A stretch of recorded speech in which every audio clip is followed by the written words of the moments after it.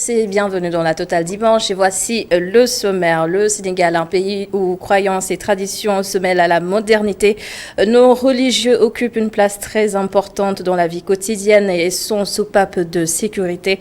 Depuis les indépendances, leur médiation est sollicitée dans des affaires publiques ou sociales. La question sera abordée dans Confraternellement. Actualité oblige, Coin Éco étudie la problématique de l'emploi des jeunes au Sénégal. Une multitude de projets dédiés et le mal demeure. Des jeunes en rogne l'ont fait comprendre au chef de l'État à travers les récentes manifestations.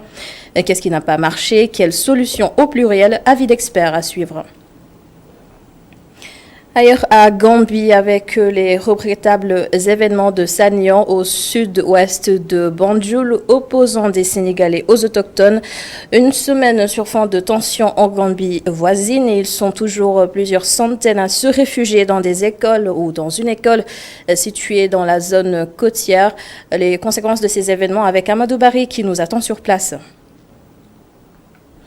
Bouillon Culture s'intéresse aux hommages à nos légendes de quelque domaine que ce soit. Elles sont honorées à titre posthume la plupart du temps. Et si on le faisait de leur vivant? Le reportage de Youssouf Konté dans la deuxième partie de la Totale Dimanche. Une deuxième partie qui sera d'ailleurs clôturée avec le portrait de Amadou Mahtar Mbow. Une vie de combat en 100 ans. Bienvenue.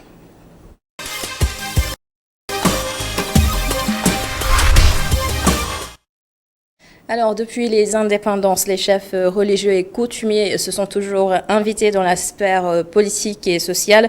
Ils font partie du système des régulateurs sociaux par excellence. En témoignent leurs différentes interventions pour la bonne marche du pays.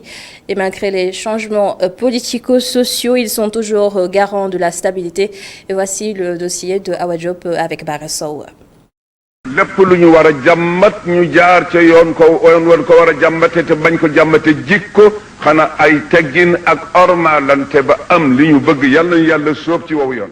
Ils ont toujours été cette troisième voie presque incontournable pour la décrispation des conflits sociaux, comme cela a été le cas à plusieurs occasions dans les affaires politiques et sociales du Sénégal, avec l'implication dans la résolution des crises des khalifes généraux, des différents foyers religieux, mais des chefs de l'Église catholique. Pour la petite histoire, le docteur en sociologie conforte cette thèse.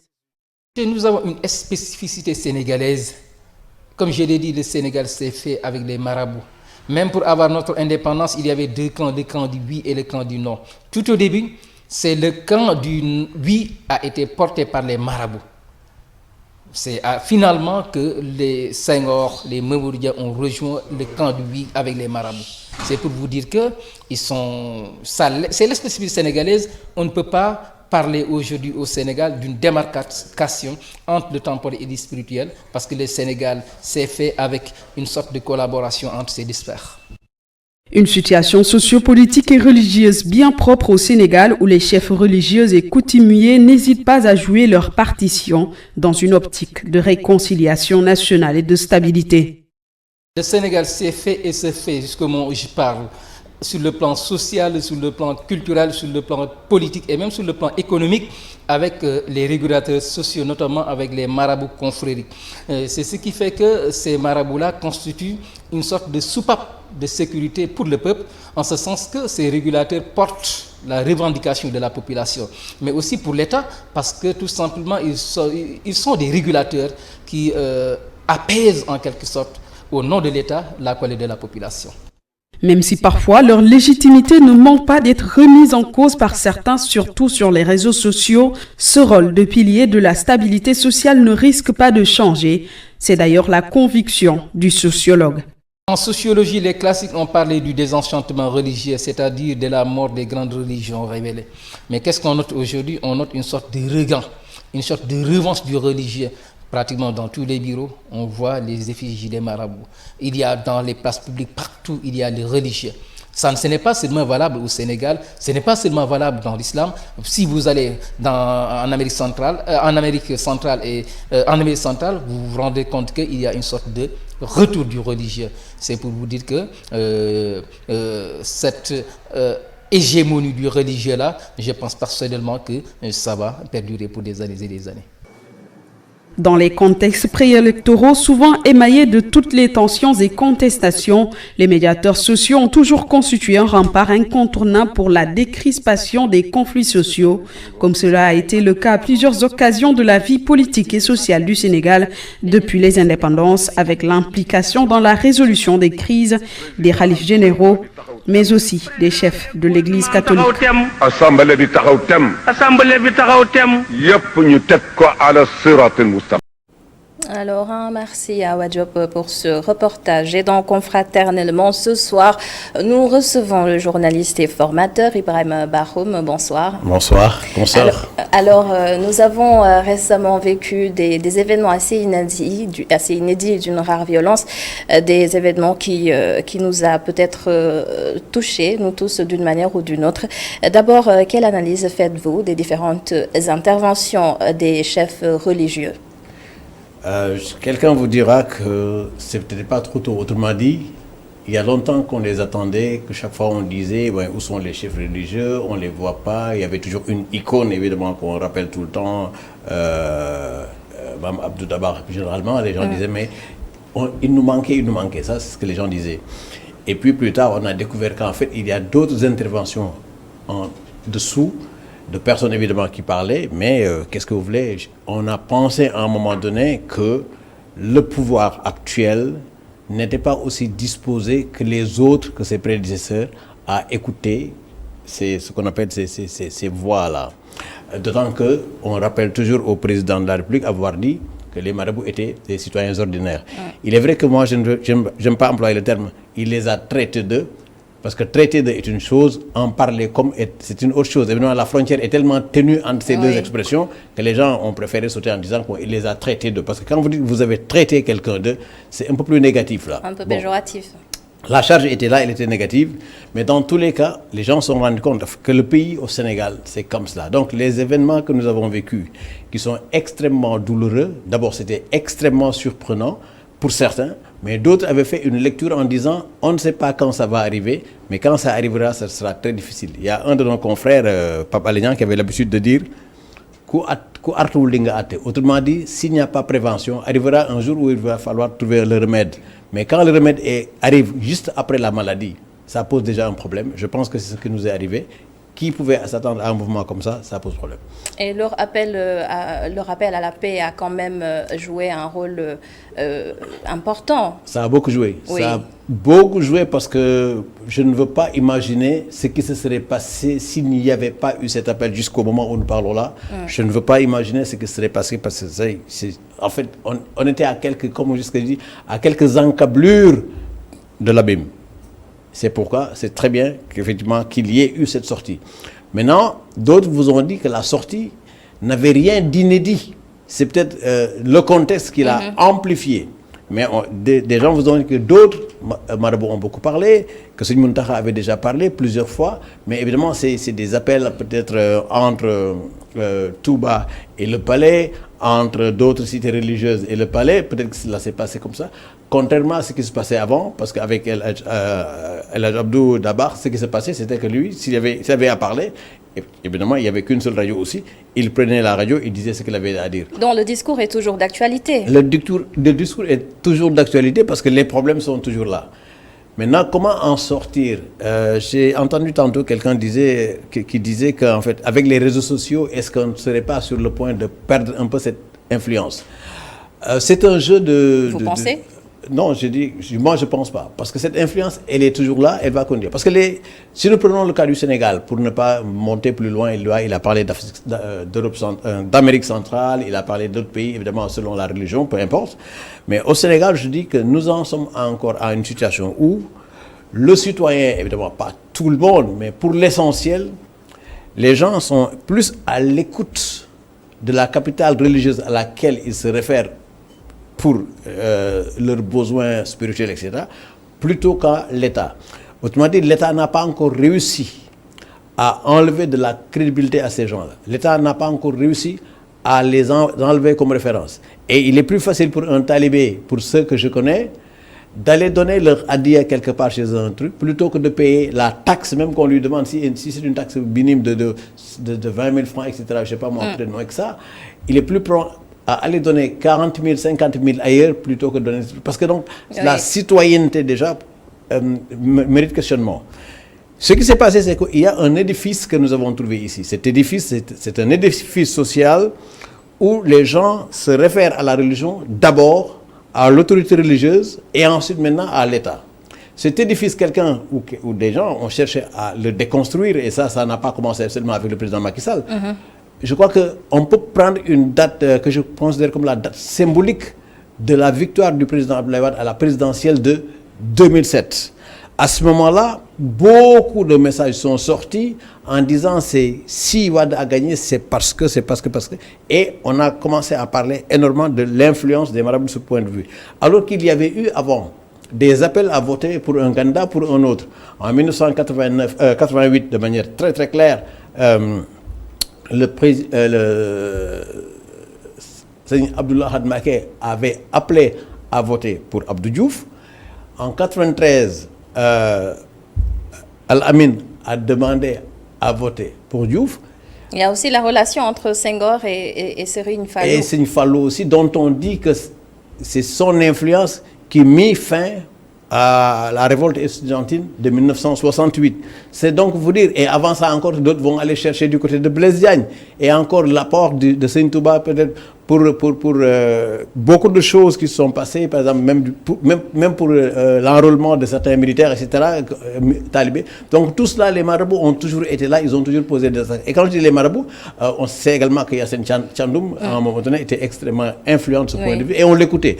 Donc on a toujours écouté les religieux. Et puis subitement, on arrive, il faut le dire clairement, à la présidentielle de 2012, je pense que c'est parce que la question a été posée comme ça au candidat Macky Sall, qu'est-ce qu'il ferait avec les religieux, évidemment. Donc les rapports ont changé selon vous? Là, les rapports peuvent avoir...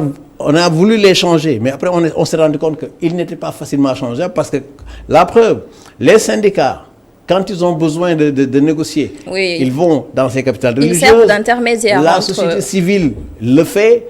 Et ils sont toujours là, même s'ils ne demandent pas à être consultés, on va aller les consulter. Regardez combien de fois il vous est arrivé, vous les médias, enfin les journalistes, de dire, d'accord, nous si vous voulez, combien de fois il nous est arrivé de dire, Touba a dit ceci, Tiavaouane a dit cela, Ndiassane n'est pas content, Medina Baye s'est révolté, à Cambérène on bouge, à Yoff on dit ceci. Donc c'est comme cela que cela se passe dans ce pays depuis longtemps. C'est bien que ceux qui ont voulu le casser en revenant en arrière se sont rendus compte que cette dynamique, c'était un édifice social qui était là, on gagne à le laisser plutôt qu'à chercher à le détruire. Parce que si on le détruit, imaginons un seul instant, mais je ne veux même pas l'imaginer, mais on va essayer. Mais comment gérer le pouvoir de l'État et le pouvoir de ces organisations religieuses? Mais ça a fonctionné pendant longtemps sans aucun problème. C'est justement quand on a voulu casser cette dynamique qu'il s'est posé le problème. Pendant longtemps, Senghor a fait ce qu'il avait avec les marabouts qui étaient là, pas de problème.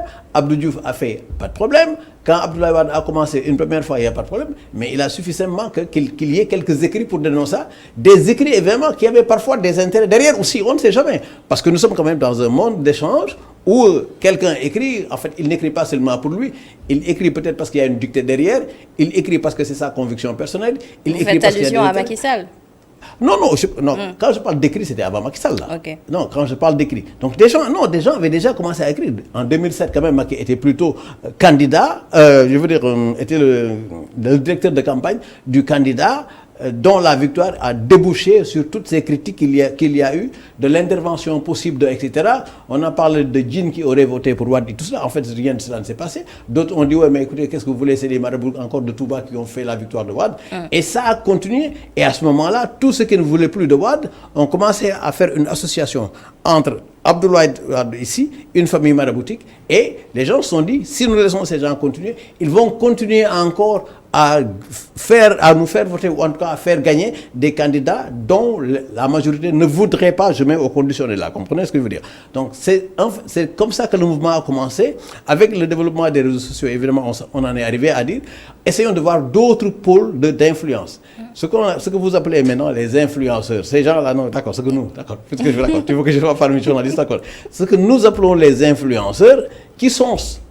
C'est des gens qui n'ont pas la même culture que l'essentiel des Sénégalais, qui sont peut-être d'une autre école, d'une autre perception. D'un autre monde, on va mettre les guillemets. Peut-être même de notre monde, si vous voulez. Donc ces influenceurs, ils influencent qui? Sur la base de quoi?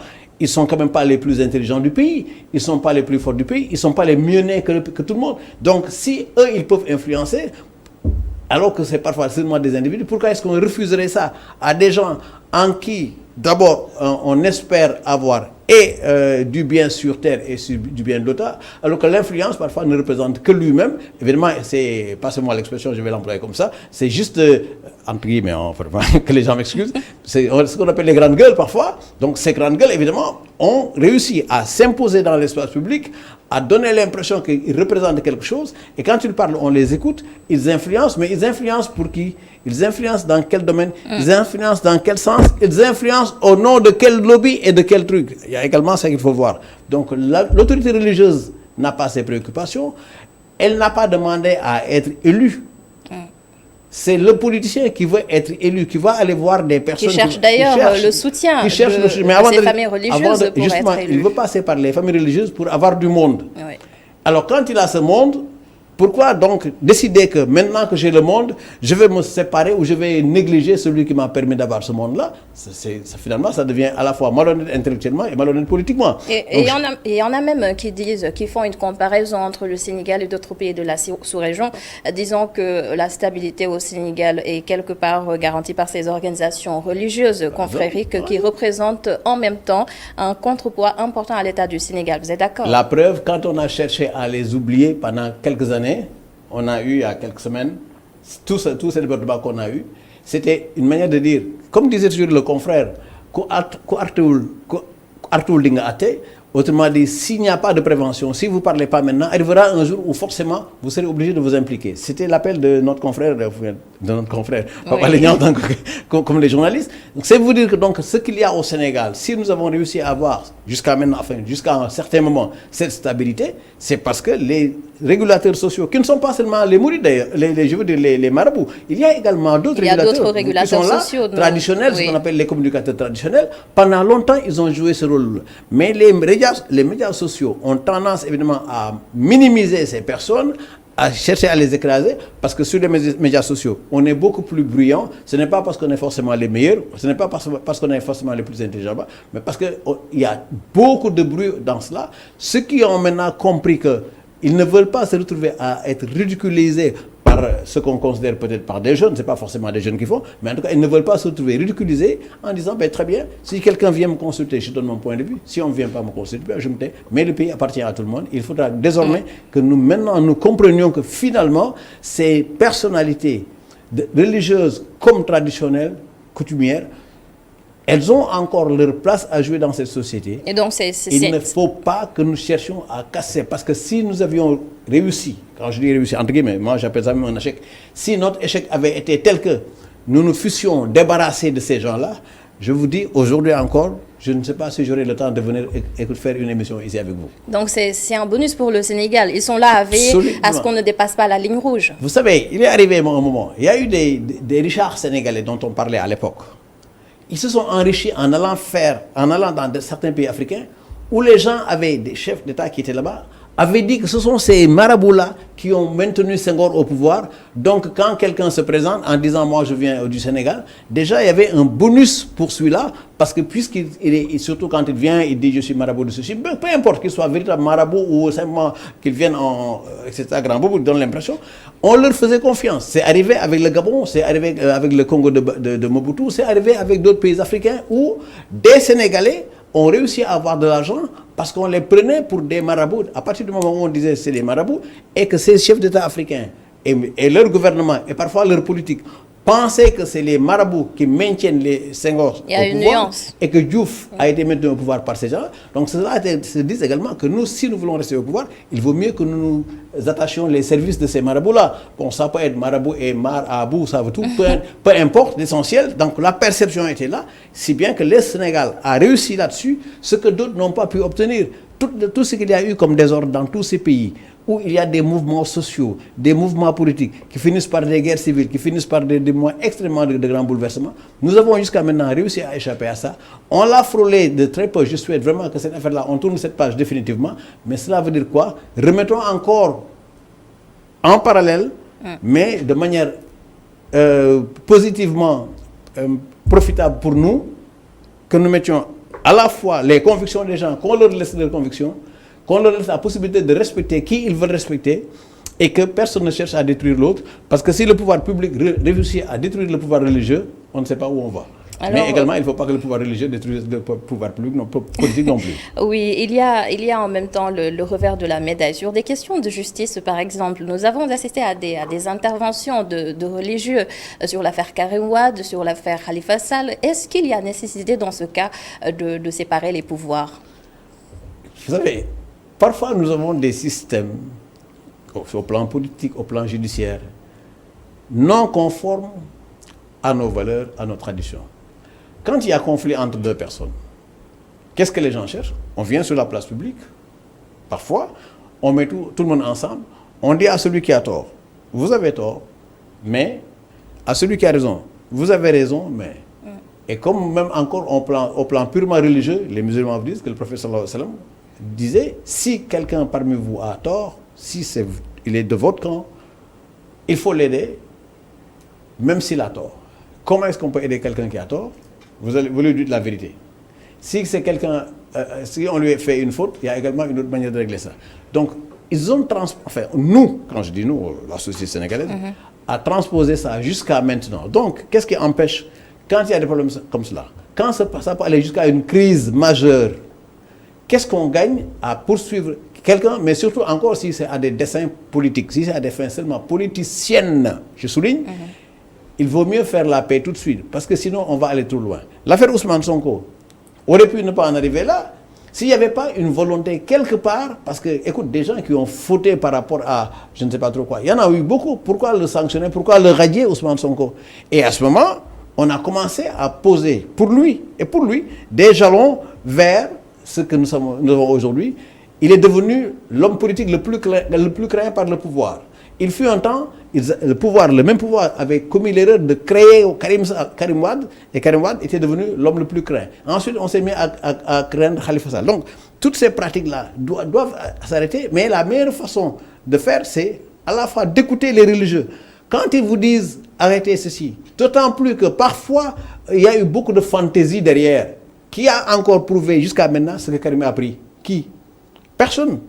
Parce que sinon, écoute, alors à ce moment-là, il était plus facile, pense-t-on, évidemment. Mais dans ces cas, la justice doit faire son travail. La justice doit faire son travail, mais que la justice fasse son travail de manière très indépendante, avec beaucoup de responsabilité, en n'écoutant ni à gauche ni à droite, n'étant sous la coupe de personne. Quand le marabout demande une chose, on dit d'accord, si ce que vous avez demandé, c'est possible, mais on va voir. Et quand je dis on va voir, c'est la justice qui fait. Mais si, c'est pas moi qui parle, c'est les juges eux-mêmes qui disent, enfin des juges, pas les, parce que les, ce serait tout le monde. Oui. Des juges disent qu'il y a une forte pression sur la justice, sur certains dossiers politiques. Évidemment, que le pouvoir politique arrête de faire ces pressions et on laisse également les marabouts en paix, la justice fera son travail de manière honnête et indépendante. Si les Sénégalais sont d'accord, si effectivement on se rend compte qu'un tel a véritablement fauté et qu'il a été sanctionné pour ça. Mais s'il y a un jeu derrière, de jeu de positionnement politique, de manipulation politique, évidemment, ça rend la justice, même les jugements, ça les rend plus suspects, et quand c'est suspect, évidemment, il y a pas de problème. Oui, tout comme il y a certains, ceux qui commettent des délits et après ils courent derrière les marabouts, se refusent. Et il y en a eu. Ça également, ça pose un véritable problème de gouvernance. C'est vrai que ça n'a pas commencé aujourd'hui. C'était là depuis Senghor, au moins pour ce que nous savons. C'est arrivé avec Abdou Diouf, c'est arrivé avec Abdoulaye Wade. Bon, là également, parce que l'actuel président, enfin, c'est sur la place publique, vous avez entendu dire qu'il lui a fallu à un moment donné l'intervention de Seigne Bara Mbacké pour obtenir qu'évidemment qu'on cesse ça, les poursuites contre, comment il s'appelle, le président Macky Sall. Enfin, à l'époque, juste Macky Sall, maintenant, président Macky Sall. Mais c'est vous dire que ces problèmes, c'est dans les réalités sénégalaises. C'est pourquoi je vous disais en termes de réalité. Donc, la justice dans chaque pays est généralement calibrée sur au moins l'histoire et la culture de ce pays, leur tradition. S'ils n'avons pas la même tradition que la France, s'ils n'avons pas les mêmes cultures que la France, malgré la longue présence des Français sur nos territoires, c'est le moment de dire, très bien, refondons notre République, et en refondant la République, on la refonde sur la base de nos traditions, de nos cultures. On vous a parlé régulièrement de Thierno Souleymane Baal, c'est vrai. Ce qu'il a dit déjà à l'époque, bien avant la Révolution française de 1789, c'est aujourd'hui ce qu'on proclame presque partout en matière de déclaration des droits de l'homme. Pourquoi donc aller citer d'autres sources alors que nous avons les bonnes sources ici? Au plan économique, on a régulièrement entendu Khadim Bamba Diagne, qui est un docteur en économie, donc qui connaît parfaitement bien, qui a expliqué comment on peut utiliser le travail de Seigne Touba, Khadim Rassoul, pour arriver encore à d'autres manières de gérer l'économie ici. Donc il y a des choses que nous avons déjà ici. Et maintenant, si nous les laissons ici, pour aller prendre les universités françaises, les universités américaines, etc., ce qu'on nous dit là-bas, les gens le disent par rapport à leur réalité, on nous les impose, parfois ça ne fonctionne pas toujours. Oui, très rapidement, la dernière question. À côté de ces organisations religieuses, il y a la société civile. Est-ce qu'elle ne devrait pas jouer en même temps ce rôle de régulateur? Les religieux font partie de la société civile. Vous, journalistes... On se souvient, le M23 a contribué fortement à renverser le pouvoir de Abdoulaye Wade. Le M23, c'était qui? On en parlera plus tard. On en parlera plus tard. Le 23 est maintenant le M23 est dépassé parce qu'il y a eu le 23 juin et j'ai lu il y a quelques semaines, avec cette histoire qui s'est passée récemment, j'ai vu le titre d'un journal, pire que le 23. En fait, c'est nos confrères de Dakar Times, je crois, qui ont écrit ça. Pire que le 23 juin. Mais ça, c'est une blessure pour les acteurs du 23 juin parce qu'on vient de leur dire que si vous pensez que le 23 juin, c'était quelque chose, donc les mêmes causes ont produit les mêmes effets, peut-être, mais à ce moment-là, ils les ont produits en pire. Merci beaucoup, Ibrahim Bahoum. Allez. Je rappelle que vous êtes journaliste et formateur. Merci d'avoir été avec nous. Merci. La suite. Voilà.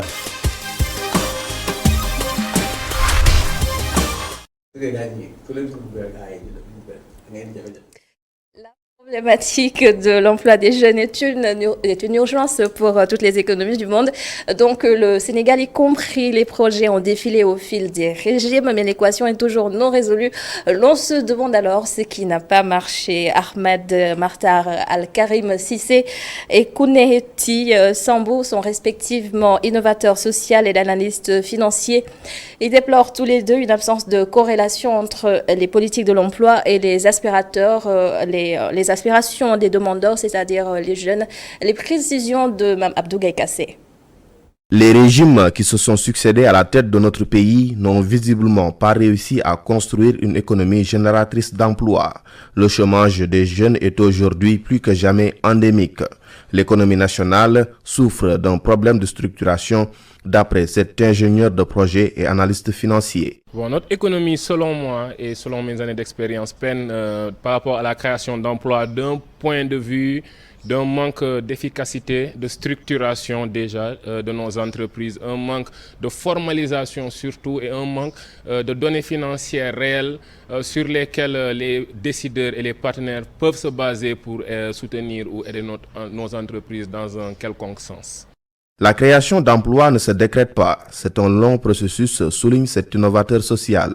Pour lui, les programmes mis en place par l'État ne répondent pas aux attentes des jeunes. Nous avons constaté que depuis l'indépendance, il y a eu beaucoup de programmes que l'État a mis en œuvre, mais quand vous les analysez, c'est bien pensé, c'est bien étudié, mais dans la pratique, à l'exécution, les résultats sont biaisés. Les jeunes ne sont pas satisfaits et les propositions n'ont pas été à la hauteur des espérances. Pour une économie forte et dynamique, l'accent doit être mis sur le renforcement des moyens dont disposent les organismes dédiés à l'emploi, mais aussi sur la capacitation des jeunes. Il y a déjà des organismes en place. Je ne veux pas trop citer comme le FONGIP, la DER, la BNDE, mais plus en fait les renforcer et trouver en fait ceux qui ont vraiment des capacités dans la gestion d'entreprise, parce qu'on a une jeunesse vraiment outillée. Ne pas prendre un docteur pour le faire être ingénieur projet ou bien un éleveur de poulet pour qu'il soit docteur. Et chacun a son métier dans la vie. Soutenir les jeunes qui ont des connaissances dans ce sens, délocaliser et décentraliser en fait les financements. Ne pas tous les regrouper dans des structures qui ont des agendas, certes, de création d'emplois, mais qui ont d'autres agendas auxquels ils répondent. Le financement des investissements dit crédit bail ou leasing est la voie du salut aux yeux de son collègue financier. Moi, le leasing que je préconise pour aider les jeunes qui ne sont pas vraiment de vrais entrepreneurs, donc c'est d'avoir des cabinets qui disposent d'un outil et on donne à ces jeunes-là la possibilité d'être encadrés, donc ils n'ont pas accès à la propriété. Et donc, le chiffre d'affaires qu'ils récoltent sera utilisé pour payer une partie de la dette et ensuite les rémunérer avec un partenaire ou un coach qui les encadre durant tout le process. Au crépuscule des violentes manifestations et leur lot de dégâts, le chef de l'État a dit avoir bien compris les préoccupations des jeunes et a dégagé une enveloppe de 350 milliards de francs CFA sur 2 ans, dont les 150 mobilisés dès cette année.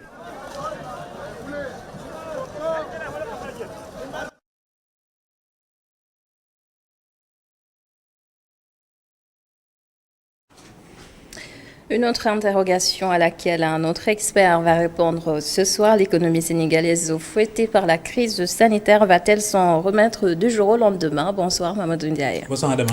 Votre invité, le professeur Abou Kane, enseignant à l'université Cheikh Anta Diop de Dakar. Bonsoir. Bonsoir. Et vous parlez des perspectives d'emploi des jeunes, la principale doléance du moment. Oui, l'emploi n'a jamais cessé d'être au devant de l'actualité, mais faut-il une bonne fois pour toutes poser la question sur la table, au besoin même renverser la table? Oui, pourquoi pas. Comme vous l'avez dit, c'est une question lancinante à laquelle ont été confrontés tous les régimes au Sénégal. Et c'est un problème qui est lié à la fois à la structure de notre économie et aussi à notre dynamique démographique. En parlant de la structure de l'économie, nous avons une économie qui ne donne pas beaucoup d'opportunités aux gens qui sortent de nos systèmes éducatifs, malheureusement. Et du point de vue démographique, on a une population très jeune, ce qui fait que chaque fois qu'on règle le problème pour une cohorte, il y a rapidement une autre cohorte qui vient taper à la porte, et le dynamisme de l'économie ne correspond pas forcément au dynamisme démographique, donc pour absorber disons, toute cette demande-là en matière d'emploi. Bon, il y a aussi un autre problème auquel on doit vraiment s'attaquer, c'est la conception que nous avons même de l'emploi des jeunes. Parce que généralement, nos gouvernements se focalisent sur les gens qui sortent des systèmes éducatifs. Laissant tout le monde à côté.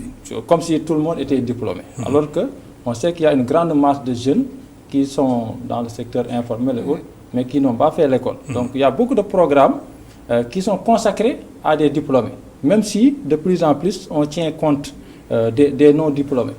L'autre problème que je vois, c'est qu'on a tendance à croire qu'il suffit aussi, disons, de mettre de l'argent pour régler le problème de l'emploi des jeunes. C'est comme l'annonce qui a été faite récemment, des 350 milliards, dont 150 qui seront décaissés disons, cette année. Je pense que avec les gouvernements qui sont passés, et même celui du régime actuel, on a vu qu'il y a eu beaucoup d'initiatives pour l'emploi des jeunes. Mais on doit aussi avoir la culture de l'évaluation de tous ces programmes-là, voir est-ce que les cibles ont été atteintes. Alors, nous, on a eu l'opportunité de faire une évaluation de tout ce qui a été fait en matière de programme d'emploi des jeunes récemment. Mais ce qu'on a vu, c'est qu'il y a le fait que les jeunes, beaucoup de jeunes, ne sont même pas au courant des programmes qui sont mis en place. Ça, c'est un problème. Ouais, donc un problème qu'on doit. Deuxièmement, on a vu aussi qu'il y a un impact positif, certes, mais c'est un impact très faible qui aurait pu être accru si on avait bien ciblé les gens qui sont mis dans ces programmes. Parce que souvent, on pense qu'il suffit de financer. Non, mais on se rend compte qu'il y a beaucoup de jeunes qui s'improvisent entrepreneurs et qui s'arrangent pour bénéficier des financements. Et donc ça aussi, c'est un problème auquel on doit s'attaquer vraiment pour l'efficacité des programmes. Et parlons de financement et d'argent. On a vu depuis ces récentes manifestations, la principale doléance des jeunes, c'est d'avoir un emploi. Et depuis le discours de Macky Sall également, il y a eu des observateurs ou des experts ou des Sénégalais lambda qui pensent et qui proposent en fait que les budgets qui sont alloués à ces structures-là destinées à l'emploi des jeunes soient revus.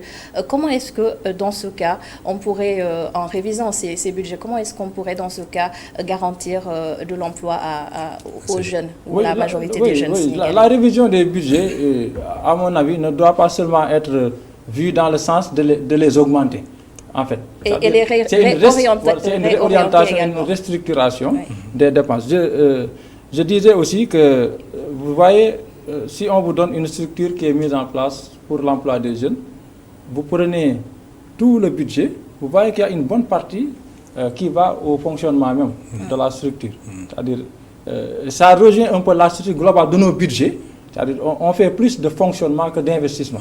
Donc, de ce point de vue, il y a vraiment des choses à revoir. Parce que nous avons des enveloppes budgétaires très limitées par rapport aux besoins que nous avons. Je parlais tout à l'heure du dynamisme de notre démographie qui fait qu'il y a beaucoup de jeunes. Et nos systèmes éducatifs, contrairement à ce que l'on pense, ne produisent pas trop de monde. Non. En réalité, on doit même faire des efforts supplémentaires pour mettre plus de jeunes à l'école, à l'université et autres. Mais c'est parce que les opportunités d'emploi sont limitées qu'on a l'impression qu'on produit trop de diplômés dans notre pays. Et je parlais tout à l'heure de la structure de notre économie, c'est que vous savez que nous avons un secteur secondaire qui est pratiquement inexistant. Et dans un pays, si vous voulez créer des emplois massifs, c'est le secteur secondaire qui doit être, disons, appuyé, développé, en passant par le secteur privé. Et malheureusement, ici, on pense que c'est l'État qui crée des emplois. Or, l'État, son rôle, c'est d'abord de mettre en place les conditions qui permettent au privé de s'épanouir et de créer des emplois. Il y a un autre problème qui est quand même un problème structurel chez les Sénégalais, c'est qu'on ne sait pas en fait qui est chômeur. Parce que les gens pensent que, bon, si tu n'as pas d'emploi, tu es chômeur. Non. Il y a des jeunes que nous avons rencontrés au cours de nos enquêtes. Lorsque vous leur demandez quelles sont les démarches qu'ils ont faites pour trouver un emploi, ils ne peuvent pas vous dire. C'est ça. Alors qu'ils sont diplômés, ils sortent des universités. Donc ces gens-là ne peuvent pas être considérés comme des chômeurs.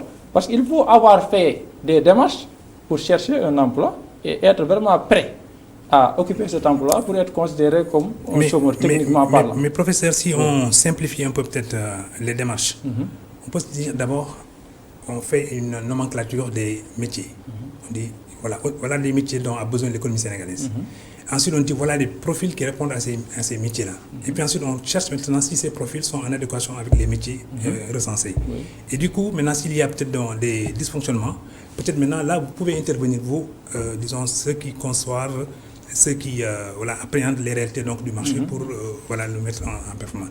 Mais ici, on ferme les yeux donc, sur ces réalités-là. Et puis après, on dit, bon, emploi. Je pense que de plus en plus maintenant, l'État se dit, je ne peux pas employer tout le monde. Je n'ai même pas cette prétention-là, l'État le dit. Mais il y a des jeunes également qui, eux, de plus en plus comprennent maintenant qu'il ne faut plus compter sur l'État. Eux-mêmes essaient de se prendre en charge, cherchent justement des voies pour se valoriser et peut-être même maintenant cherchent des emplois ou des formations qualifiantes. Effectivement. Quelle est la bonne recette? Oui, en fait, je vais peut-être vous surprendre, mais moi, je pense qu'on a pris très souvent une fausse route au Sénégal dans l'analyse de cette histoire-là qu'on qualifie d'inadéquation, formation-emploi. C'est ça. Je vous donne un exemple simple. Moi, aujourd'hui, je n'ai pas fait de journalisme. J'ai fait de l'économie. Oui. Mais moi, je pense qu'aujourd'hui, si je viens à iRadio ou à ITV, on me forme, on me montre comment faire, etc. Je ne serai pas un journaliste comme celui qui a fait, disons, toutes ses études en journalisme, mais je pourrais faire quelque chose. Donc, pour dire quoi? Pour dire que lorsque vous êtes dans une économie qui cherche la transformation structurelle, parce que aussi, c'est ça, le Sénégal cherche une transformation structurelle de son économie. Et si vous êtes en transformation structurelle, les besoins changent très rapidement d'une année à l'autre.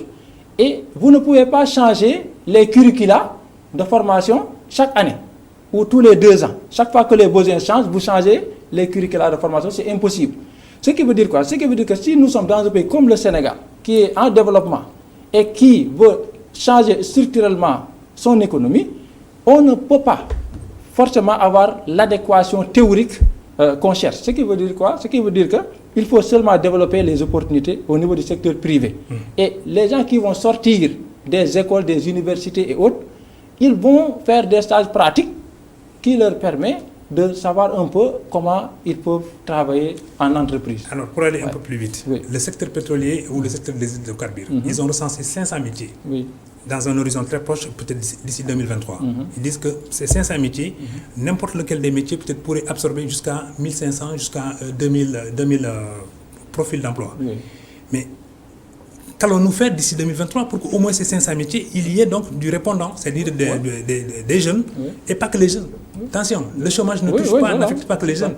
Mais ici, il y a une sorte de dictature des jeunes, alors que les seniors également sont dans des difficultés justement pour se réinsérer.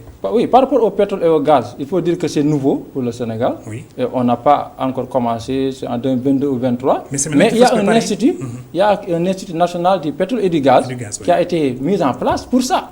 Donc pour permettre la formation de ces gens.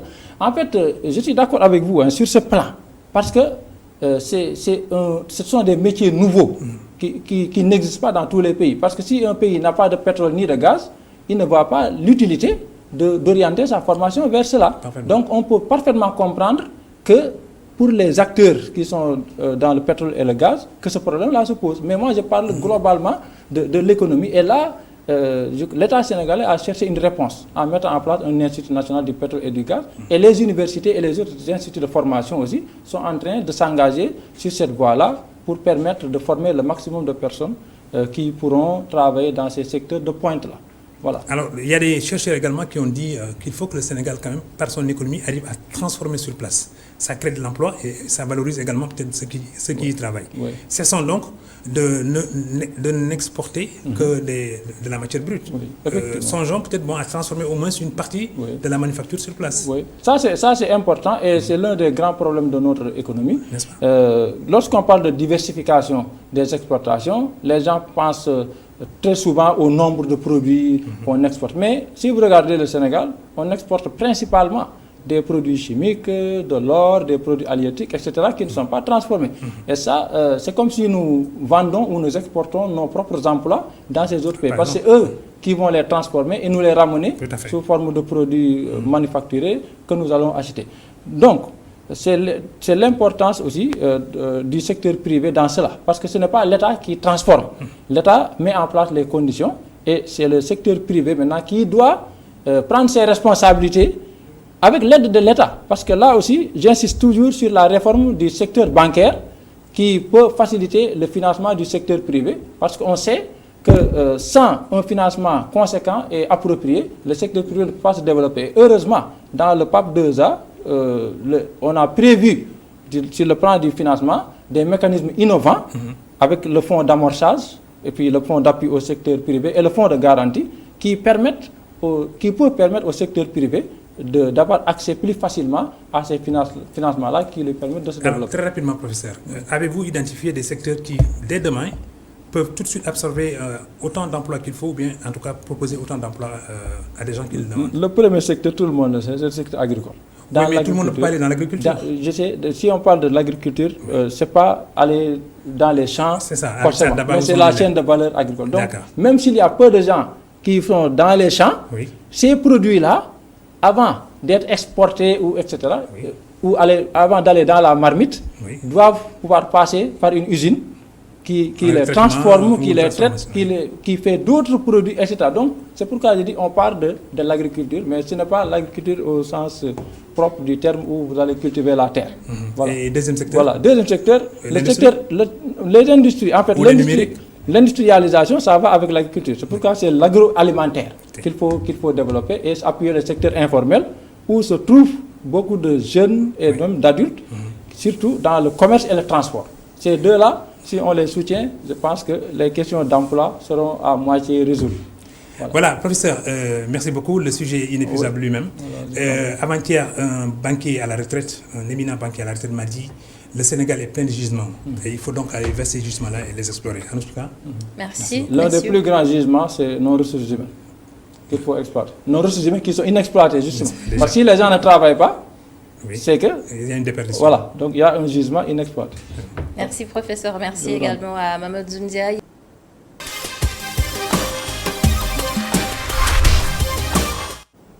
Dans l'actualité cette semaine, cette vive tension en Gambie opposant nos compatriotes sénégalais et des Gambiens.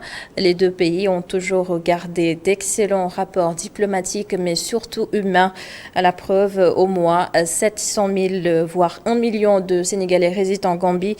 Sous prétexte de ces événements malheureux cette semaine, on va voir comment est-ce que ces ressortissants sénégalais l'ont vécu. Direction Banjul, retrouver Amadou Barry, notre correspondant permanent. Black Market ou Little Sénégal, un coin de l'informel par excellence, niché au cœur du grand marché de Serekunda. Ici, la plupart des commerces sont gérés par des Sénégalais établis en Gambie depuis plusieurs années. Ce Sénégalo-Gambien tient une table de chaussures au bord de la route. À cheval entre les deux pays, il peine toujours à comprendre les véritables motivations des événements de Sagnan. C'est une chasse à l'homme, une vraie chasse à l'homme. Et ça, c'est honteux parmi les Gambiens, c'est honteux parmi les Sénégalais. Moi, ce que... Ça t'a surpris? Ça m'a surpris tellement. Parce que j'ai venu ici, on m'a dit que dans ce village, il y a quelque chose qui se passe là-bas. Dans mon village, je lui dis non. Tu habites là-bas? Le village qui est derrière 1 kilomètre. Moi, je lui dis non. Toi, comment tu qualifies la Sénégambie qu'on prône souvent, c'est-à-dire l'intégration de peuples? Les deux, c'est les États, mais pas les deux populations.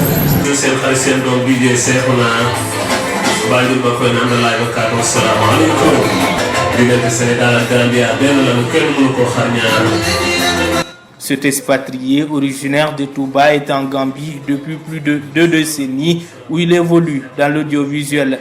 Il exhorte à éviter tout amalgame et invite à l'apaisement. Entre voisins, c'est normal qu'il y ait des tensions parfois.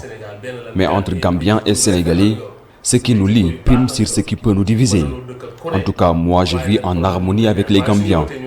Le courant passe très bien entre nous. Nous sommes un même peuple. Vivement le retour au calme. Ma femme est gambienne et toute ma famille vit ici. Tout en condamnant les tragiques événements qui ont occasionné mort d'hommes et d'importants dégâts matériels, ce vendeur de maillots qui se dit se sentir comme chez lui en Gambie trouve la réaction des autochtones excessive. C'était un différend entre deux individus et non entre deux nationalités. C'est dommage qu'on fasse autant d'amalgame en s'en prenant aux Sénégalais ainsi qu'à leurs biens. Les gens pouvaient laisser la justice faire son travail. C'est très regrettable toute cette histoire.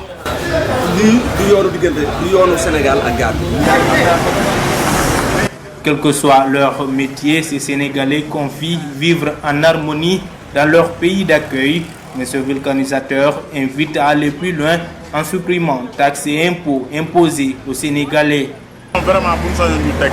À mon sens, on ne devait pas imposer aux Sénégalais une carte de séjour en Gambie. Notre pays ne l'a pas fait.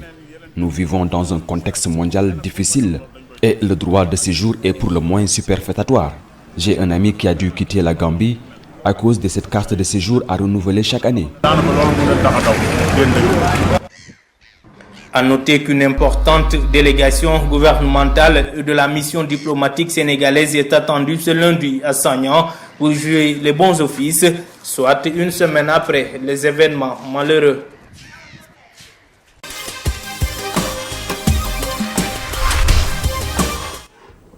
Les morts ne sont pas morts, ils sont parmi nous. Ainsi parlait Birago Diop. Des légendes sénégalaises ont écrit de très belles pages de notre culture.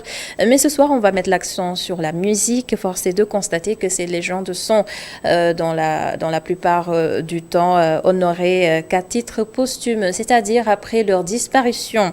Le dernier en date, Thione Balagosek, qui a bercé et accompagné bien des générations, et dont Bouillon Culture, des acteurs culturels, nous livrent leurs sentiments. Youssouf Konté, Sidignon, Moussa Fall.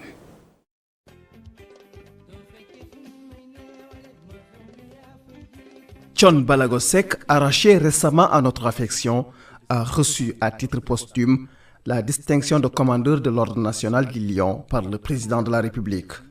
Un hommage apprécié par sa famille qui aurait été aussi la bienvenue de son vivant. Il y a un proverbe qui dit que mieux vaut tard que jamais.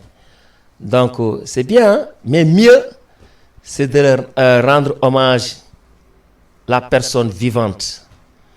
Alors, la personne qu'on doit honorer doit sentir que il est honoré vivant.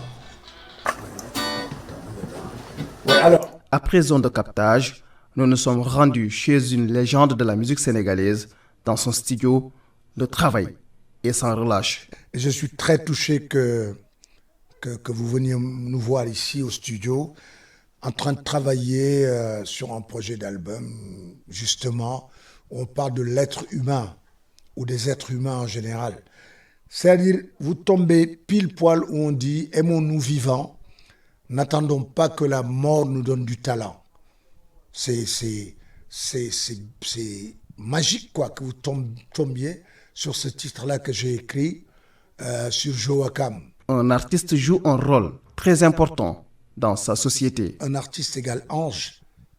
Il y a A et A. Donc il y a artiste et ange. Donc ça va de pair, parce que les artistes, c'est des éveilleurs de conscience. Je veux dire, moi j'ai écrit une phrase il y a longtemps où j'avais dit « Tant qu'il y aura un homme pour chanter, il nous sera espéré un jour d'avoir la paix. » L'artiste, c'est un vendeur de rêves. L'artiste, c'est un marchand de bonheur. Ce samedi 20 mars 2021 marque le 5e anniversaire de Amadou Mahtar Mbow. À l'occasion, un colloque sur la vie et l'œuvre du patriarche a été organisé pour lui rendre hommage. Cet invité pense qu'on peut s'inspirer de ce schéma pour célébrer nos légendes de leur vivant. Si nous prenons les acteurs culturels de manière générale, dont les musiciens, je pense qu'il y a beaucoup de choses également qu'on puisse faire à ce niveau-là. Il y a des monuments, des places culturelles comme le Grand Théâtre, mais également des rues qui peuvent porter des noms, mais également des édifices publics. Cette journaliste culturelle à l'APS suggère. On peut créer un comité scientifique et un jury professionnel qui chaque année statuera en tout cas pour élire l'artiste de quelle discipline que ce soit pour lui rendre hommage de son vivant. Ce serait plus judicieux et plus normal de le faire de son vivant parce qu'on a longtemps entendu Doundiaï Kumbaros qui fustigeait cela, qui n'a pas voulu être en tout cas célébré après son départ, que les gens le fassent de son vivant. Il avait tout à fait raison et je crois qu'il faut aller dans ce sens. Et le gardien du temple de lancer un appel à l'endroit de tous les Sénégalais. Moi, ce que j'aimerais simplement, c'est qu'on fasse attention que les artistes qui sont là, qui font tout, qui donnent de leur temps, qui donnent de leur énergie, qui éveillent, qui réveillent énormément de choses, qu'on fasse très attention à ces artistes-là. Donc, comme dit le titre, aimons-nous vivants, n'attendons pas que la mort nous donne du talent. En tout état de cause, les légendes de la musique sénégalaise qui ont porté le drapeau national partout à travers le monde méritent des hommages de la nation pendant ou après la scène. Un reportage réalisé par Youssouf Konté avec nous sur ce plateau. Bonsoir Youssouf. Bonsoir Adama. Peut-on parler d'habitude quand il s'agit d'honorer nos légendes que lorsqu'elles s'éteignent? J'ai envie de répondre par l'affirmative. En général, on honore nos légendes qu'après qu'elles disparaissent. On a vu récemment le président de la République honorer Thione Ballago Seck, comme je l'ai dit, qui a été arraché récemment à notre affection, qui a été donc décerné, disons, la distinction de commandeur de l'Ordre national du Lion. Donc c'est un constat que l'on a fait, aussi bien au niveau étatique que dans la société. On a aussi entendu la masse faire de bons témoignant sur Thione Ballago Seck qui disait que Thione était un bon artiste et tout. Et je pense que rien ne les empêchait de rendre hommage à Thione Ballago Seck pendant qu'il était là. Et donc, même, hélas, je pense que c'est une longue tradition africaine qui est ancrée dans nos valeurs. Donc, la plupart du temps, c'est comme ça que ça se passe. Il y en a même certains qui pensent que c'est normal que quand la personne disparaisse, qu'on fasse ça quand la personne disparaisse, parce que j'en discutais avec quelqu'un qui me disait que la personne peut avoir vécu 99 ans en train de faire de bons actes et qu'à la 5e année, la personne commet des erreurs, des bêtises. Donc, du coup, ce serait préférable d'attendre sa disparition pour lui rendre hommage. Et bien, moi, je lui disais que je pense qu'il ne faut pas jeter le bébé avec l'eau du bain. 99 ans de travail, la 5e année ne peut pas gâter tous les 99 ans de travail. Donc, pour moi, il est important d'honorer ces personnes-là pendant qu'elles sont là, peut-être parce qu'elles pourront aussi le savourer avec nous. Et justement, par rapport à ça, qu'est-ce qu'il faut peut-être faire pour leur rendre hommage de leur vivant? Oui, je pense qu'il y a plusieurs choses qu'on peut faire. Si on prend par exemple le cas de la littérature, il y a le prix Aminata Sow Fall. Je pense que elle est encore là, elle est vivante, elle voit des jeunes littéraires qui ont ce prix-là. Je pense peut-être que quelque part, elle se sent honorée, donc c'est un titre honorable, et que la musique sénégalaise aussi peut s'inspirer de ce schéma-là, qu'on mette en place, comme l'a dit Fatou Kiné Sène, qui est journaliste culturel, qu'on mette en place un comité scientifique, peut-être chaque année élire le meilleur artiste, qu'on rende hommage. Yaya aussi l'a dit, peut-être des noms d'édifices, de rues, pourquoi pas donner ça aussi à des légendes de la musique sénégalaise. Et puisque nous parlons des artistes, pourquoi pas faire aussi fabriquer des micros, des guitares et exposer ça au musée des civilisations noires. Je pense que tout ça, ce sont des choses, des symboles qu'on pourrait peut-être faire pour rendre hommage, pour célébrer ces artistes-là pendant qu'ils sont avec nous. Et je pense que c'est la meilleure chose d'ailleurs. Et merci beaucoup Youssouf Konté. Je pense que la transition est toute faite pour un autre hommage. Justement, il a 100 ans, Amadou Mahtar Mbow, premier africain directeur général de l'UNESCO, 2 fois ministre sous le régime de Léopold Sédar Senghor, un homme de consensus. Sa vie est un référentiel pour les jeunes. Son nom est inscrit à jamais dans l'histoire du Sénégal. Mahtar Nguer, Amago Robernian pour Tranche de vie de ce soir. Monsieur Amadou Mahtar Mbow a donc obtenu la majorité absolue.